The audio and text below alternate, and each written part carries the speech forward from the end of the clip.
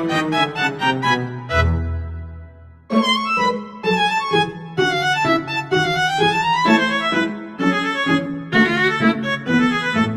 semuanya, selamat datang di sesi penelusuran data kita hari ini.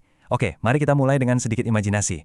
Coba bayangkan Anda sedang mengenakan jas hujan panjang bergaya klasik, mengambil kaca pembesar dan bertransformasi menjadi seorang detektif. Tapi tenang, kita bukan sedang mencari buronan kasus kriminal, melainkan kita akan menjadi detektif data. Saya tahu banget, seringkali saat kita membuka buku atau membaca jurnal materi tentang statistik, konsep-konsep di dalamnya itu terasa seperti bahasa alien yang sangat-sangat mengintimidasi. Ada rumus yang panjangnya setengah halaman, istilah-istilah yang berat, rasanya baru baca judulnya saja sudah bikin pusing duluan ya kan? Tapi santai saja, melalui sesi bedah materi kita kali ini, kita akan menelanjangi 3 konsep utama yang sebenarnya sangat keren. Korelasi, signifikansi, dan R-square. Kita akan merombaknya menjadi sesuatu yang sangat logis, sangat intuitif, dan percayalah, ini akan jauh lebih menyenangkan dari yang Anda bayangkan. Kita akan melihat bagaimana angka-angka yang tadinya kaku ini sebenarnya sedang bercerita banyak hal kepada kita. Jadi siapkan diri Anda, mari kita selami misteri ini bersama-sama. Untuk memulai investigasi kita, coba bayangkan sebuah skenario yang mungkin sangat dekat dengan kehidupan sehari-hari kita. Anda begadang semalaman, menghabiskan bergelas-gelas kopi sampai lambung rasanya protes, dan belajar mati-matian untuk menghadapi ujian statistik esok harinya. Lalu muncul pertanyaan besarnya. Apakah waktu belajar Anda yang gila-gilaan itu benar-benar menentukan nilai ujian yang akhirnya Anda dapatkan? Atau jangan-jangan teman Anda yang tidur nyenyak 8 jam, bangun pagi seger dan cuma modal doa saat ujian, justru mendapat nilai yang sama bagusnya atau malah lebih tinggi? Nah, di titik inilah kita sangat membutuhkan yang namanya analisis kuantitatif. Kita tidak bisa lagi hanya mengandalkan tebakan, asumsi, atau mitos-mitos kampus yang beredar dari cutting ke maba. Kita butuh bukti pasti, data yang solid, untuk melihat apakah dua hal ini, waktu belajar dan nilai ujian, memang saling terhubung secara nyata di dunia ini. Bukti pertama kita, atau mari kita sebut saja ini sebagai petunjuk awal di tempat kejadian perkara, adalah sesuatu yang disebut dengan korelasi. Kalau kita merujuk pada literatur statistik, korelasi itu pada dasarnya adalah sebuah metode statistik untuk mengukur dan memahami kekuatan, serta arah hubungan antara 2 atau lebih variabel kuantitatif. Terdengar agak kaku ya? Sederhananya begini saja. Korelasi itu alat bantu untuk melihat apakah dua hal berubah bersama-sama.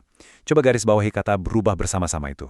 Sewaktu satu variabel, misalnya durasi waktu belajar tadi, mengalami peningkatan, apakah variabel yang satunya lagi, yaitu nilai ujian Anda, juga ikut merangkak naik, atau malah sebaliknya? Ini adalah langkah krusial pertama yang harus kita ambil untuk mendeteksi jejak hubungan di dalam tumpukan informasi yang acak. Nah, yang bikin konsep ini benar-benar menarik adalah bagaimana kita bisa mengkuantifikasi atau mengubah petunjuk abstrak tadi ke dalam sebuah angka pasti. Dalam korelasi kita menggunakan simbol yang sangat simpel, yaitu huruf R kecil. Angka ajaib R ini selalu, dan saya tekankan ya, selalu berada di dalam rentang -1 sampai dengan +1. Tidak bisa lebih, tidak bisa kurang. Jika setelah dihitung Anda mendapatkan angka 0, persis tepat di tengah-tengah, itu artinya benar-benar tidak ada hubungan sama sekali. Kedua variabel itu bagaikan dua orang asing yang kebetulan berdiri sebelahan di halte bus. Tidak saling kenal, tidak saling peduli, dan tidak saling mempengaruhi.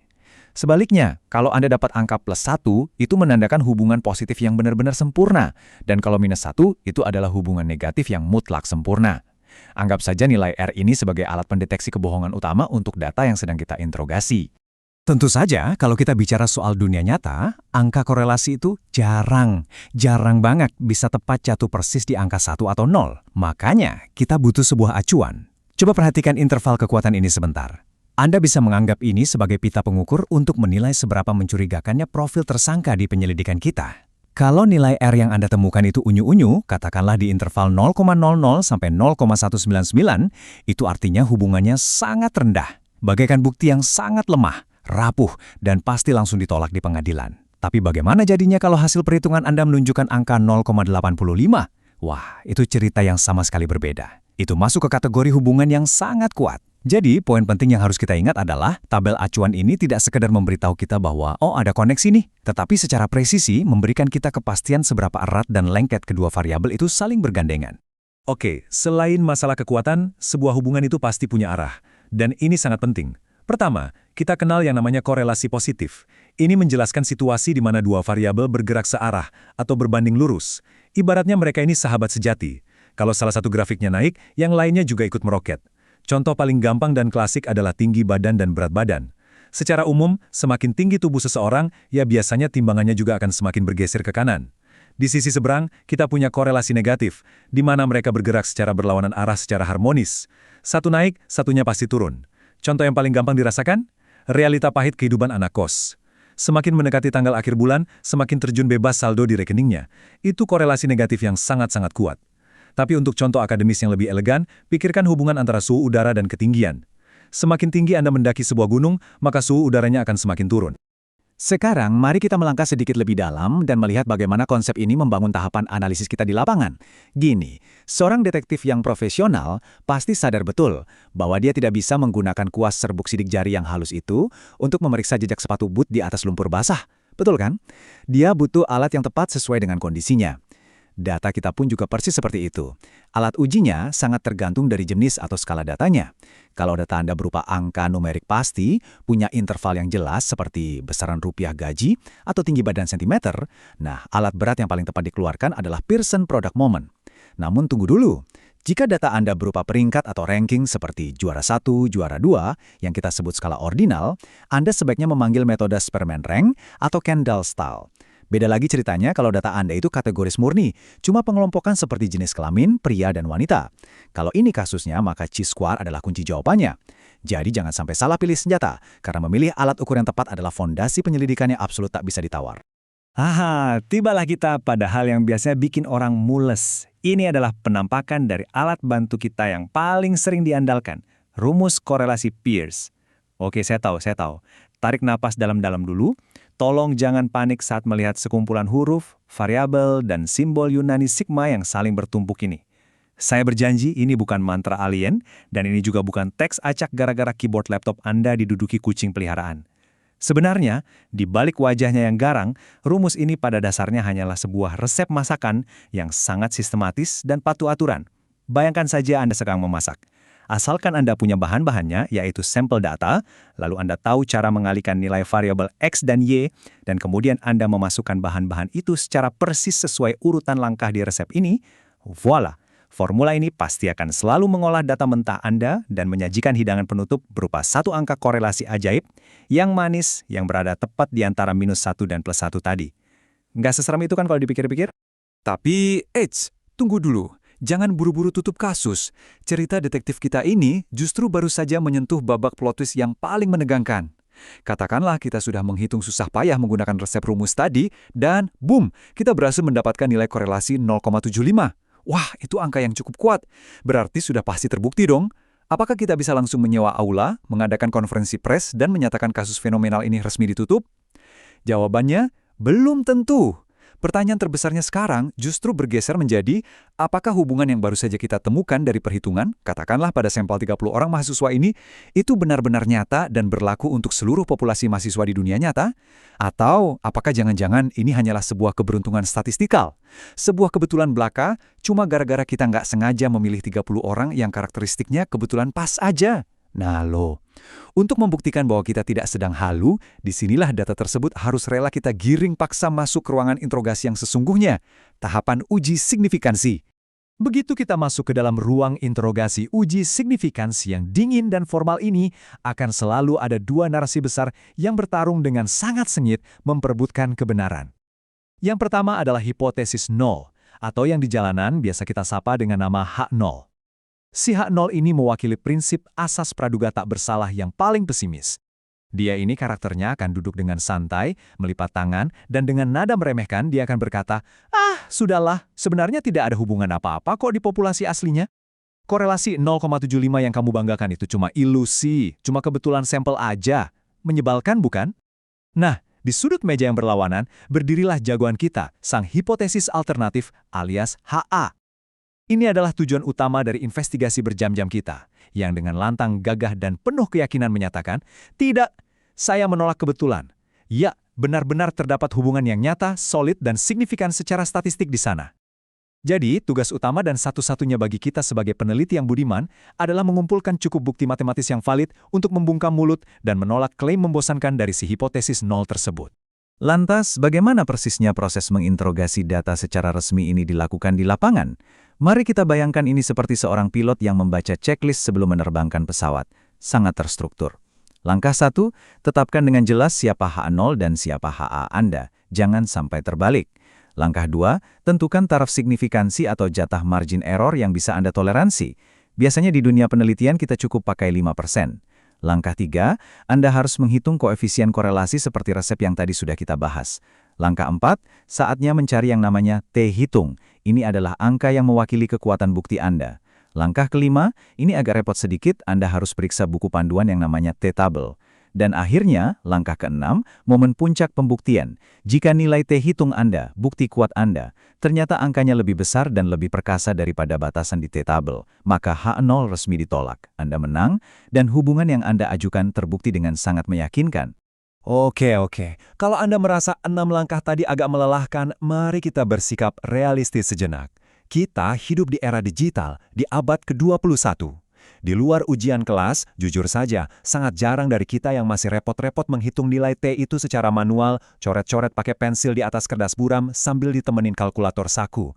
Tidak efisien, kita semua menggunakan aplikasi analitik modern yang luar biasa cerdas, seperti SPSS misalnya.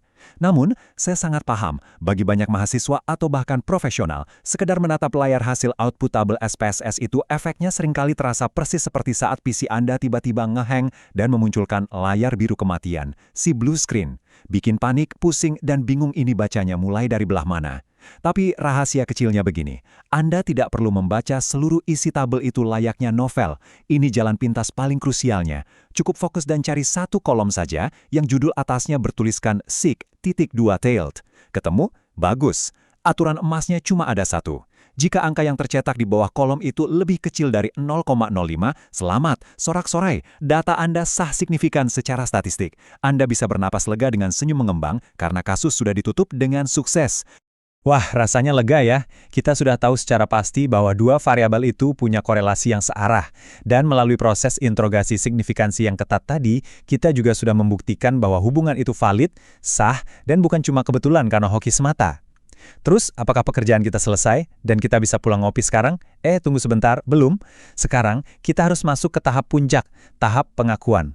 Sebagai detektif data yang ambisius, kita perlu mendesak saksi ini satu langkah lebih jauh lagi. Ibaratnya kita bilang begini, Oke, saya percaya Anda berdua memang punya hubungan. Tapi, seberapa besar sebenarnya porsi kekuatan hubungan itu dalam memberikan dampak nyata di lapangan? Logikanya begini, kalau biaya iklan perusahaan dan volume penjualan terbukti berhubungan signifikan, pertanyaan selanjutnya yang bos Anda pasti tanyakan adalah, seberapa besar sih naik turunnya penjualan kita yang benar-benar murni diakibatkan oleh duit iklan yang saya bayarkan? Nah, untuk bisa menjawab pertanyaan super penting ini, kita harus bergeser dari sekedar membahas korelasi menuju konsep tingkat lanjut yang disebut koefisien determinasi. Dan ini dia bintang utama pertunjukan kita di babak terakhir ini yang disimbolkan dengan gagah sebagai R-square atau R kuadrat. Inilah konsep sentral dari apa yang kita panggil sebagai koefisien determinasi. Mari kita luruskan perbedaannya. Kalau huruf R kecil korelasi tadi tugasnya kan hanya sebatas menceritakan soal arah dan seberapa kuat hubungan linear mereka. Nah, R-square ini karakternya berbeda. Pada dasarnya, R-square itu berbicara dalam bahasa yang paling disukai semua orang, bahasa persentase. Secara harafiah dan blak-blakan, nilai ini akan meneriakkan kepada Anda, "Hei, seberapa akurat sih sebenarnya model prediksi yang baru saja susah payah kita bangun ini?" Secara matematis, nilainya mutlak akan selalu terkunci di antara angka 0 sampai dengan angka 1, yang mana kalau kita kalikan 100, itu sama dengan 0% hingga 100%. Rumusnya sederhana, semakin angka R-square ini merangkak mendekati 1 atau 100%, maka semakin sempurna, semakin pas, dan semakin fit model regresi kita bekerja dalam memetakan serta menjelaskan kenyataan kompleks yang ada di lapangan. Biar konsepnya menancap kuat, mari kita bedah visualisasinya menggunakan satu contoh konkret dari materi riset yang kita jadikan rujukan. Coba bayangkan, Anda baru saja merampungkan sebuah penelitian raksasa soal pengaruh biaya iklan terhadap volume penjualan produk perusahaan. Dari perhitungan software, Anda kegirangan karena memperoleh nilai R-square sebesar 0,85. Apa makna dunia nyatanya? Kalau kita lihat di diagram donat yang lezat ini, maknanya terlihat sangat-sangat transparan. Itu artinya, 85% dari total fluktuasi atau volume penjualan yang diraih benar-benar bisa dan mampu dijelaskan murni oleh seberapa royal perusahaan Anda membakar uang untuk beriklan. Cukup impresif dan bikin bos senang, bukan? Tapi, seorang detektif hebat tidak boleh mengabaikan sesuatu yang hilang. Yang sering banget luput dari pandangan orang awam adalah potongan sisa donatnya itu. Terus kemana larinya sisa 15% variasi yang ada di sana? Nah, 15% itu adalah area abu-abu misterius yang sama sekali tidak bisa dijelaskan oleh model iklan Anda. Area ini mungkin dipengaruhi oleh hal-hal tak terduga, strategi banting harga dari kompetitor sebelah, tiba-tiba produknya viral gara-gara di-review artis TikTok, atau mungkin, mari kita jujur saja pada kenyataan, pembeli Anda hari itu kebetulan lagi merasa sangat beruntung saja, atau karena malamnya dia tidur dengan sangat nyenyak dan bangun dengan mood belanja yang tinggi. Sebelum Anda terlalu cepat merasa bangga dan dengan penuh percaya diri memamerkan tingginya angka R-square itu di depan dosen penguji atau bos Anda, tolong izinkan saya memberikan satu peringatan yang amat sangat krusial. Saya sendiri terbiasa menyebut momen ini sebagai momen jebakan R-square. Jadi begini akar masalahnya. R-square biasa yang baru saja kita bahas tadi, itu sebenarnya punya sedikit sifat buruk. Dia itu punya sifat yang manipulatif sekaligus naif.